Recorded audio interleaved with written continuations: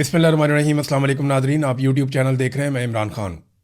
DGISPR की मुलाकात हुई है सहाफ़ियों के साथ, कुछ जो सोशल मीडिया के इन्फ्लुएंसर हैं उनके साथ, और ये मुलाकात खुफिया रखी गई। यानी सहाफ़ियों को ये कहा गया कि आपने जाकर बताना नहीं है कि आपकी मुलाकात DGISPR से हुई है। रावलपिंडी में ये मुलाकात हुई और यहाँ पे जो चीज़ें डिस्कस हुई, अब आहिस्ता आहिस्ता चीज़ें बाहर आ रही हैं। कुछ चीज़ें फर्दर बाहर आ जाएंगी तो वो भी मैं आपको बता दूंगा।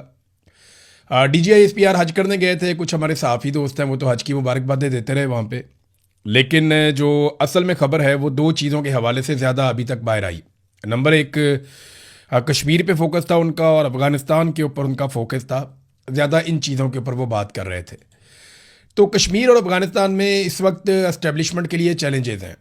कश्मीर में चैलेंज ये है, देखें गिलगित बल्तिस्तान में तो उन्होंने अपनी हुकूमत बना ली है, और मैंने आपसे कहा था कि वो मैदान से पाकिस्तान तहरीक इंसाफ को बाहर करेंगे और कुछ भी करेंगे। जैसे बलूचिस्तान में पाकिस्तान की एस्टेब्लिशमेंट को कभी भी ये सूट नहीं करता कि कोई ऐसी हुकूमत हो जो अवाम ने बनाई हो, इसी तरह गिलगित बल्तिस्तान और कश्मीर भी उनकी रेड लाइन्स हैं। वो वहाँ पे भी बहुत हसास मामलात हैं, वहाँ पे किसी और की हुकूमत कभी भी बर्दाश्त नहीं करते। वैसे तो पाकिस्तान में किसी की हुकूमत बर्दाश्त नहीं करते, उनके बड़े मफादात हैं, लेकिन इन जगहों पे ख़ास तौर पे वो अपना कंट्रोल रखना चाहते हैं। यहाँ जितने भी खूबसूरत इलाके हैं वहाँ पे आप देखें बड़े शानदार मेस बने हुए हैं, बहुत ज़बरदस्त जो जो सबसे खूबसूरत एरियाज़ हैं, बड़े बड़े किले हैं, बहुत खूबसूरत एरियाज़ हैं, वो फ़ौज के कंट्रोल में हैं इन एरियाज़ में। और ख़ूबसूरत तरीन इलाके, बड़े अच्छे मैसेज, बहुत ज़बरदस्त रिक्रिएशनल साइट्स, वो पाकिस्तान की मिलिट्री एस्टेब्लिशमेंट के कंट्रोल में। गरीब आदमी या गरीब फौजी का वहाँ पे कोई लेना देना नहीं है। अफसरान और उनकी फैमिली जो है वो काफ़ी इंटरटेन होती हैं। मैं माजी में ये सारी चीज़ें खुद हम देखते रहे हैं, क्योंकि जब सहाफ़ियों को ले जाया जाता था वॉर जोन्स के अंदर या ऐसे एरियाज में जहाँ पे बॉर्डर है या लड़ाई है, तो वहाँ पे हमें इन जगहों को देखने का भी मौका जाते हुए मिलता था, आते हुए भी मिलता था।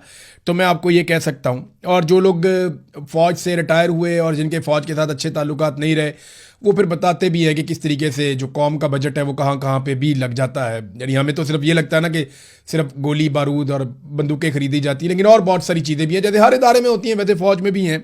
कोई पाकिस्तान से बाहर तो ये इदारा नहीं है, जैसे पाकिस्तान के बाकी इदारे हैं वैसे भी फ़ौज भी एक इदारा है, कोई ज़्यादा फ़र्क नहीं है इनका। तो नादरीन, DGISPR ने कश्मीर के बारे में ये कहा कि रियासत जो है वो भी माँ बनकर प्यार से और मोहब्बत से डील कर रही है।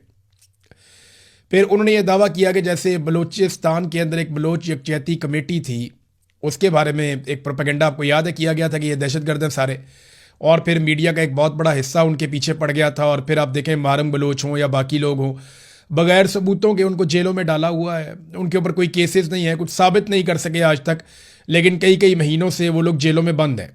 ऐसे ही ईमान मज़ारी और हादी अली चट्टा जो उनके लिए बेचारे आवाज़ उठाते थे, उन दोनों को भी लंबी सजाएं देके जेलों में बंद कर दिया गया है, सिर्फ एक ट्वीट करने के जुर्म पर। देखिए, जिस अदालत ने ईमान मज़ारी और हादी अली चट्टा को सज़ा दी एक ट्वीट के ऊपर, उसी अदालत में एक जज के बेटे ने दो खवातीन को सड़क पे कुचल के मार दिया। बगैर लाइसेंस के, बगैर कानूनी गाड़ी वो चला रहा था और उसने कुचल के दो खवातीन को मार दिया, और वो एक दिन भी जेल नहीं गया, थाने से ही छुड़ा के उसे घर ले गए। तो ये तो इंसाफ है पाकिस्तान में, और ये सूरत हाल है इंसाफ की। बहरहाल अब फोकस जो है वो कश्मीर के ऊपर, अफगानिस्तान के ऊपर। अफगानिस्तान के बारे में उन्होंने काफ़ी बातें की। बलूचिस्तान के बारे में उन्होंने कहा जनाब कि बलूचिस्तान में देखें ये जो बलोच यकजहती कमेटी थी, फिर ये इनके कैसे पोल खुल गए, इनकी चीज़ें सामने आ गई। हालांकि जो चीज़ें सामने आई आज तक हमारे सामने तो नहीं रखी गई, किसी जगह पे किसी फोरम पे साबित नहीं किया जा सका कि मारंग बलोच या उनके साथ जो एहतजाज करने वाले लोग हैं, जो पाकिस्तान के आइन के मुताबिक पुरअमन एहतजाज करके अपना हक मांगते हैं, उनके हवाले से किसी जगह पे भी किसी किस्म का कोई सबूत अभी ना पेश किया गया, ना साबित किया गया।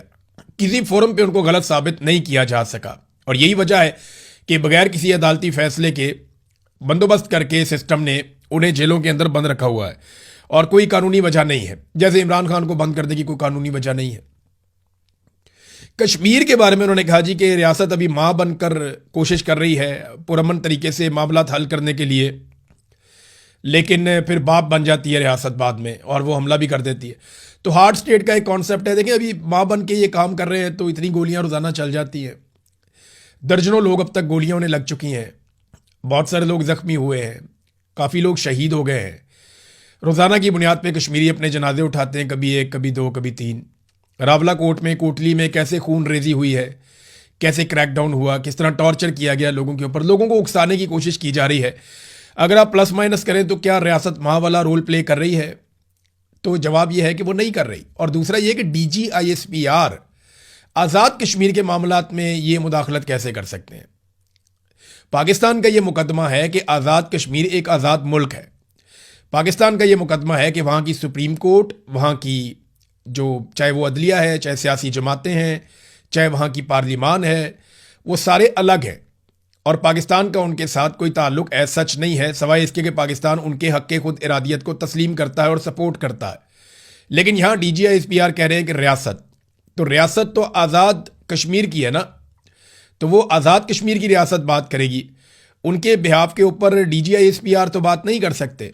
लेकिन आपको पता है पाकिस्तान में जिसकी ताकत है उसकी भैंस है, जिसकी लाठी उसकी भैंस, और ताकत के बलबूते के ऊपर फैसले होते हैं तो फिर जो मर्जी करी जाए, जो मर्जी कही जाए।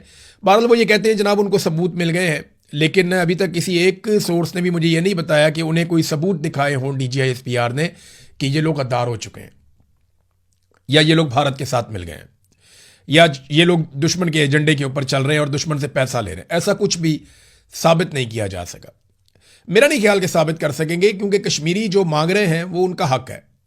और मेरी इतला के मुताबिक इस वक्त बैकडोर चैनल राब्ते भी हो रहे हैं। जो ज्वाइंट अवामी एक्शन कमेटी के लोग जिनके सरों के ऊपर इनाम रख दिए गए, वो तो बराह रास्त इन मुज़ाकरात के अंदर या बैकडोर चैनल्स राब्तों के अंदर शामिल नहीं है, लेकिन उनके साथ कुछ लोग राब्तों में हैं जो उलमा इकराम हैं, और वो लोग फिर राब्ते कर रहे हैं हुकूमत के साथ, और कोशिश की जा रही है कि आज़ाद कश्मीर के मामलात को अफाम तफहीम से हल किया जा सके। बाकी मामला तो हल हो जाते हैं, लेकिन 12 मुहाजिर नशिस्तों का मामला बार बार आकर फंस जाता है। अब यहां पे जो एक मुतालबा किया जा रहा है वो ये कि आप 12 नशिस्तें रखना चाहते हैं आप रखें, लेकिन आप इन्हें हुकूमत बनाने और गिराने का इख्तियार ना दें। यानी जब आज़ाद कश्मीर का वज़ीर आज़म चुना जाए तो ये 12 नशिस्तों का कोई रोल नहीं होना चाहिए, और जब मखसूस नशिस्तें बांटी जाएं तो उनमें भी इन 12 नशिस्तों का कोई रोल नहीं होना चाहिए, और जब कोई हुकूमत आज़ाद कश्मीर में गिराई जाए तो उस वक्त भी इन 12 नशिस्तों का कोई रोल नहीं होना चाहिए। बाकी आप इन्हें रखना चाहते हैं, आप इन्हें रखें, आप इनसे आवाज़ उठाना चाहते हैं आवाज़ उठाएं, सिंबॉलिक इनको हैसियत देना चाहते हैं, इनसे जोर लगवाना चाहते हैं, आप सारा कुछ करें, आलमी सतह पर इनके दौरे करवाएं, जो मर्जी करें, लेकिन आप आज़ाद कश्मीर की हुकूमत को बनाने में, उसको गिराने में, उसके मामलात को चलाने में आप इनको शामिल ना करें। तो ये उनकी जानिब से एक मुतालबा है। भारत मुज़ाकरात हो रहे हैं, देखें उसका नतीजा क्या निकलता है। 28वीं आईनी तरमीम पे एस्टेब्लिशमेंट को ये लगता है कि PMLN और पीपल्स पार्टी मिलकर खेल रहे हैं, और वो 28वीं आईनी तरमीम अब शायद नहीं होने देंगे। लेकिन पीपल्स पार्टी को जिस तरीके से और नून लीग को ब्लैकमेल कर दिया गया गिलगित बल्तिस्तान में, एस्टेब्लिशमेंट ने 4 आज़ाद उम्मीदवार उठा के IPPs की झोली में डाल दिए। IPP एक पॉलिटिकल पार्टी भी है ना, एक तो वो IPPs है जिन्होंने पाकिस्तान का बेड़ा गर्क कर दिया ना, तो एक इस्तेहकाम पाकिस्तान पार्टी भी है IPP। ये IPPs जो है एस्टेब्लिशमेंट को बहुत प्यारे हैं, चाहे वो IPPs अवाम की जेबों पे डाका डालने वाले IPPs हों जिन्हें एस्टेब्लिशमेंट ने और सियासी जमातों ने मिलकर लगाया, और उनके ज़रिए से कौम से इतना पैसा छीना जाता है कि जो शख्स भी 1 यूनिट बिजली इस्तेमाल करता है वफाकी वज़ीर पानी और बिजली के मुताबिक वो 4 यूनिट बिजली के पैसे देता है।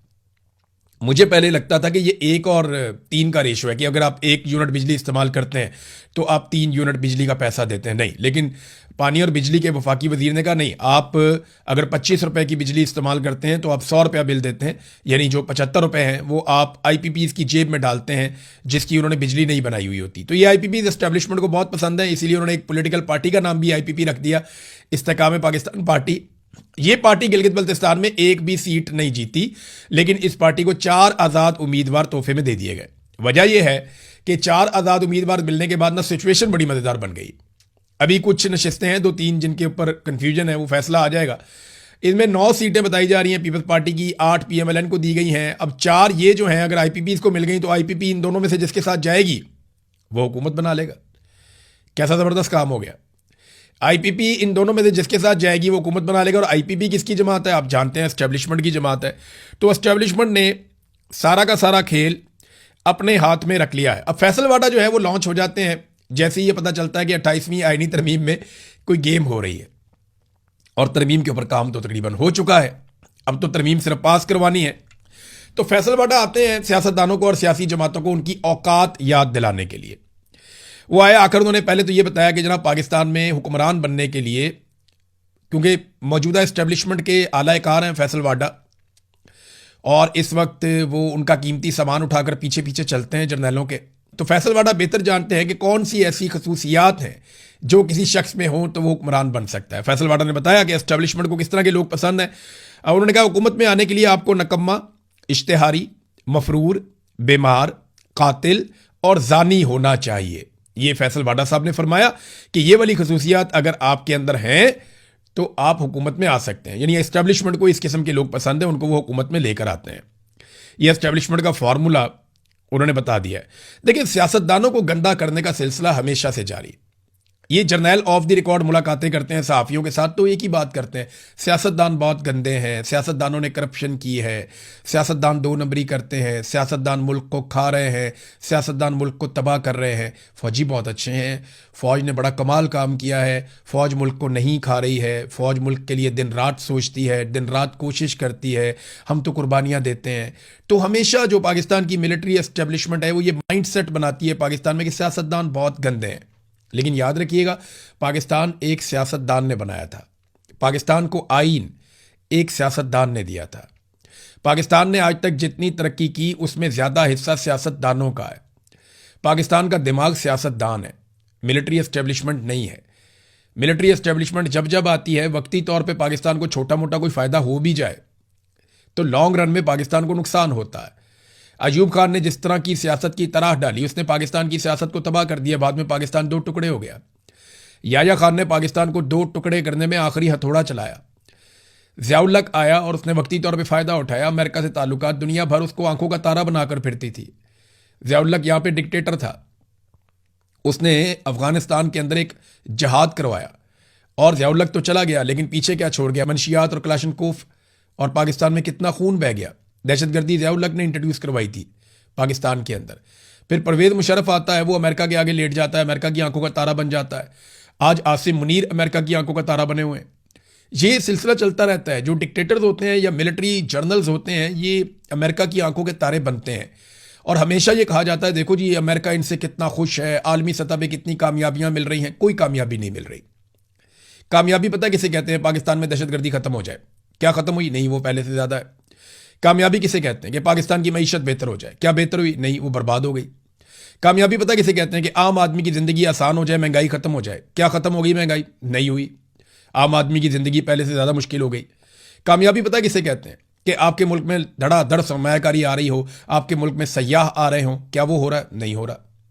कामयाबी इसे कहते हैं कि आप कर्जे वापस उतार रहे हो, आप कर्जे चढ़ाते चले जा रहे हैं, चढ़ाते चले जा रहे हैं, आपने रिकॉर्ड कर्जे ले लिए। कामयाबी किसे कहते हैं? कि लोग काम करने के लिए आपके मुल्क में आए, आपके मुल्क से ब्रेन ड्रेन लगातार हो रहा है और आपका आर्मी चीफ कहता है ये ब्रेन गेन है। ये नहीं, उनके कहने से तो नहीं हो जाएगा। डॉक्टर्स जा रहे हैं, इंजीनियर जा रहे हैं, पढ़े लिखे लोग जा रहे हैं, सरमायाकार जा रहे हैं, जो कारोबार करना जानते हैं, जो स्किल्ड लोग हैं वो पाकिस्तान छोड़ छोड़ कर जा रहे हैं। तो ये कामयाबी है। कामयाबी पता किसे कहते हैं? कामयाबी कहते हैं जब आप तजारती खसारे में ना हो बल्कि मुनाफे में हो। आप लगातार तजारती खसारे में होते चले जा रहे हैं। तरक्याती बजट आपने इंतहाई कम कर दिया है। यानी पाकिस्तान को ये कहते हैं हम तरक्की की मनाजिल तय करवाएंगे।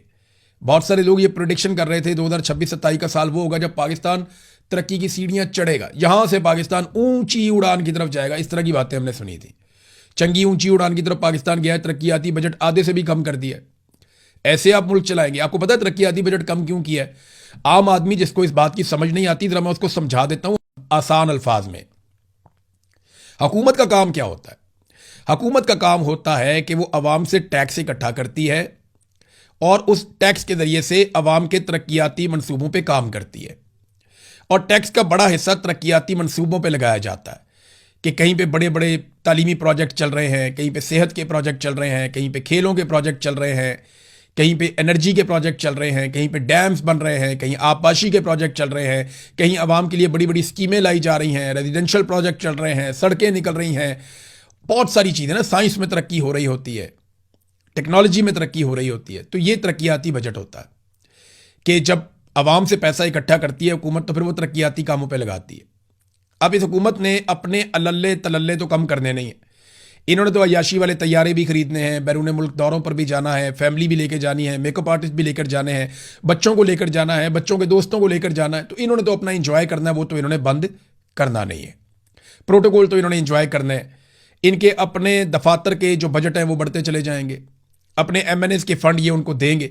तो ये कहां से जाकर कट लगाते हैं? जो इनके लिए आसान तरीका है वो क्या?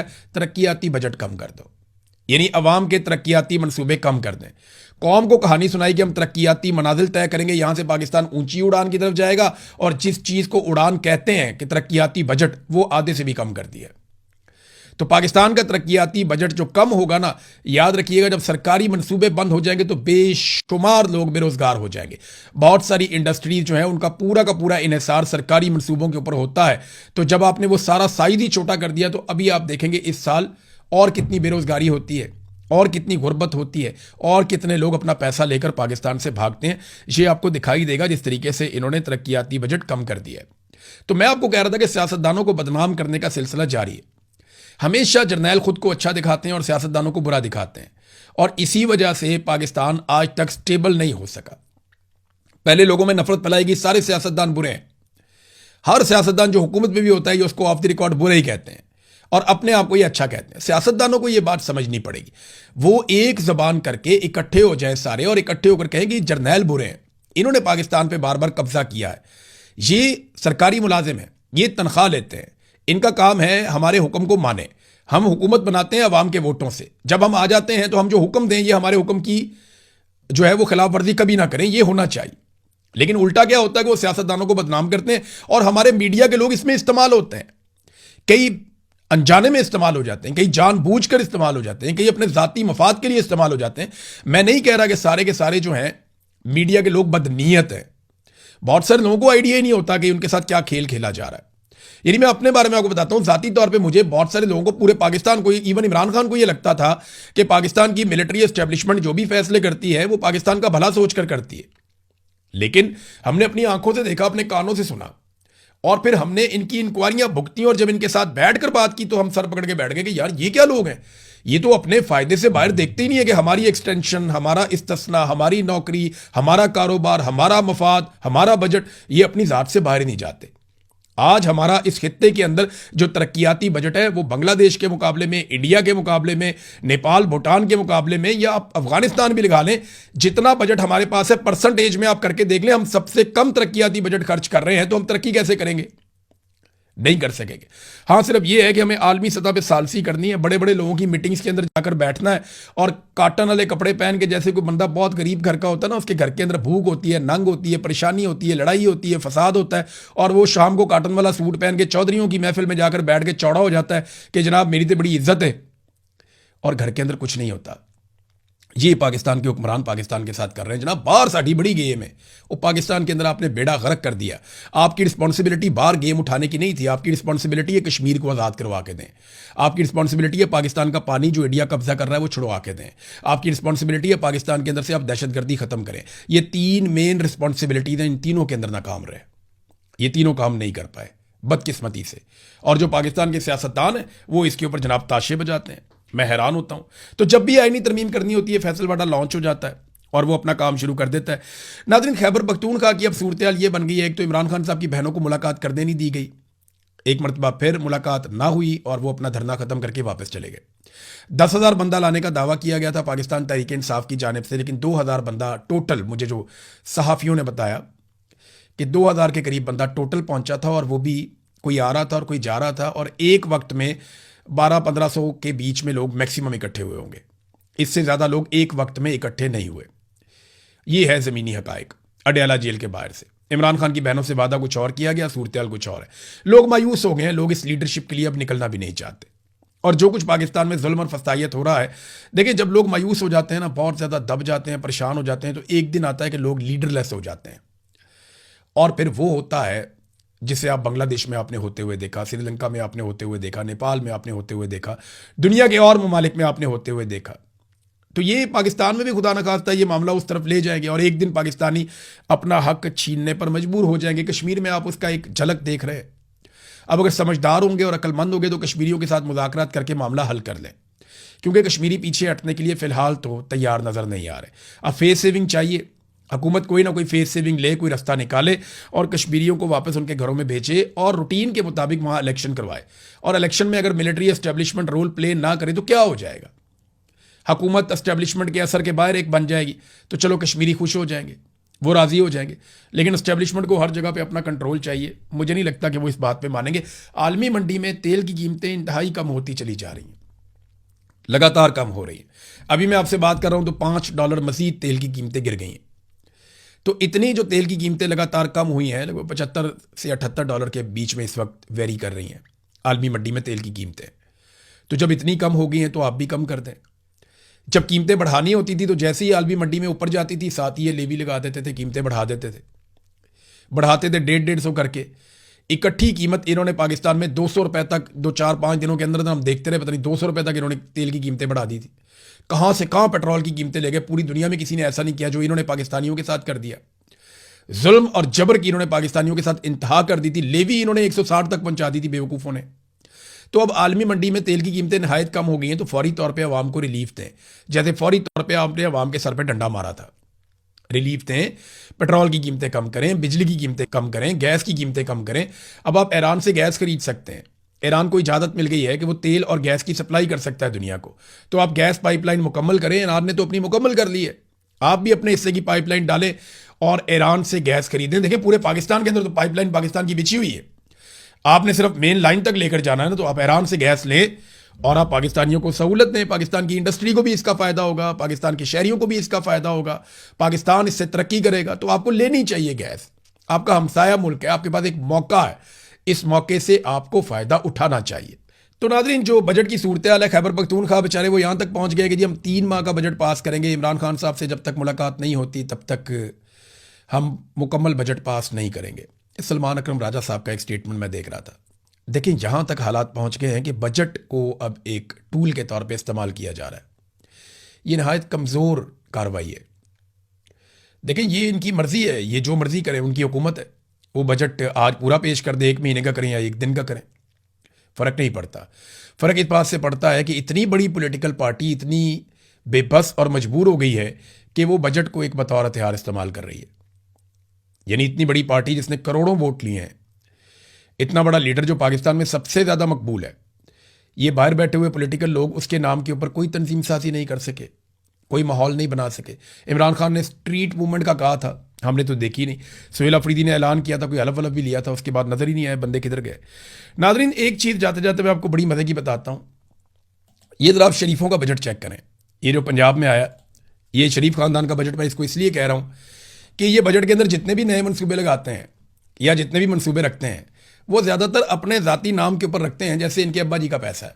ये सिर्फ चंद मनसूबे मैं आपको पढ़ के सुना रहा हूँ, ज़रा देखें, आप इंजॉय करेंगे। Maryam Nawaz centre of academic leadership, Nawaz Sharif centre of excellency, Nawaz Sharif institute of cancer treatment and research, Nawaz Sharif institute of cardiology Sargodha, Maryam Nawaz health clinic, Nawaz Sharif medical district, Kalsoom Nawaz cancer hospital DG Khan, Maryam Nawaz social security ration card, Maryam को बताएं, Maryam Nawaz sports city Lahore, Maryam Nawaz Sharif free wifi initiative, Mian Nawaz Sharif engineering and technology university कसूर और शहबाज शरीफ sports और पता नहीं कौन कौन से। मैं तो हैरान हो जाता हूँ कि ये कितने नरगसियत का शिकार लोग हैं। ज़ेनी मरीज मुसल्लत कर दिया लाके। कौम का पैसा, कौम का बजट है, कौम ने टैक्स दिया अपने खून पसीने की कमाई से, और ये शरीफ खानदान बाप का पैसा समझ के अपने नामों के ऊपर प्रोजेक्ट शुरू करते चले जा रहे हैं। ये नरगसियत है, ये ज़हनी मरीज़ हैं जिनको हमारे ऊपर मुसल्लत कर दिया गया है, और हम इन्हीं के साथ गुजारा करना पड़ेगा, क्योंकि हमारे मिलिट्री जर्नल्स जो हैं वो ज़बरदस्ती इन्हीं की हुकूमत बनाते हैं बार बार, और उन्हें यही लोग पसंद हैं। अब तक के लिए इतनी, अपना ख्याल रखिएगा, अपने इस चैनल का भी। अल्लाह हाफ़िज़।